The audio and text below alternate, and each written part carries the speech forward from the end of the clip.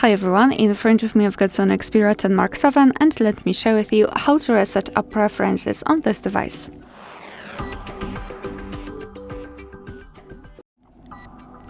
So let's begin with opening the settings, and here we have to scroll or not scroll to find the apps. As you can see, it should be almost at the very top. So let's tap on it and then tap on see all 38 apps. Of course 38 in my case. Then tap on the three dots icon in the right upper corner and tap on Reset App Preferences.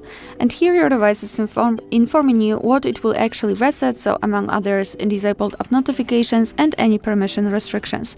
What's more, no worries, you won't lose any app data, so simply tap on Reset Apps, and basically this is it. Alright, so that will be all. Thank you so much for watching. Please hit the subscribe button and leave the thumbs up.